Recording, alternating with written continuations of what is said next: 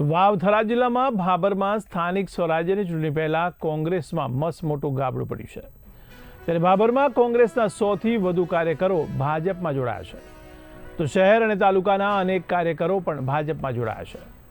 તો ભાભર શહેર કોંગ્રેસ પૂર્વ પ્રમુખ હુકમસિંહ રાઠોડ પણ ભાજપમાં જોડાયા, તો પૂર્વ તાલુકા કોંગ્રેસ પ્રમુખ વસરામજી ઠાકોર પણ ભાજપમાં જોડાયા છે। ત્યારે નારાજ કોંગ્રેસ કાર્યકરો દ્વારા ભાજપનો ખેસ ધારણ કરવામાં આવ્યો છે।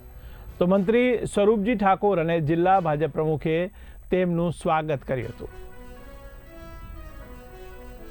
તો ભાભરમાં કોંગ્રેસના 100થી વધુ કાર્યકરો ભાજપમાં જોડાયા છે।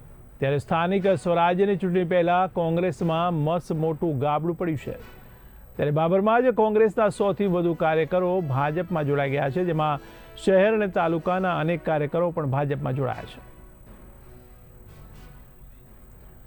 તો અમારા સંવાદદાતા હિંમત મોદી જોડાયા છે। જી હિંમતભાઈ, ત્યારે ખાસ કરીને સ્થાનિક સ્વરાજ્યની ચૂંટણી આવી રહી છે, પહેલા જ આ કોંગ્રેસમાં ગાબડું પડી રહ્યું છે, તેને લઈને શું કહેશો?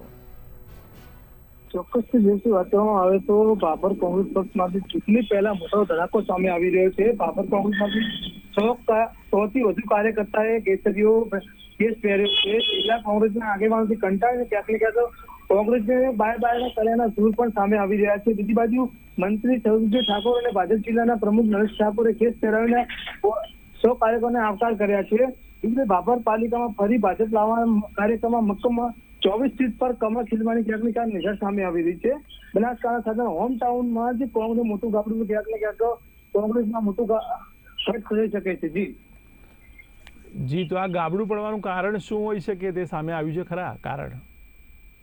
ચોક્કસથી વાત કરવામાં આવે તો ક્યાંક ને ક્યાંક જિલ્લા કોંગ્રેસના આગેવાનથી ક્યાંક ને કંટાળીને કોંગ્રેસને બાય કર્યાના સૂર પણ ક્યાંક ને ક્યાંક સામે આવી રહ્યા છે।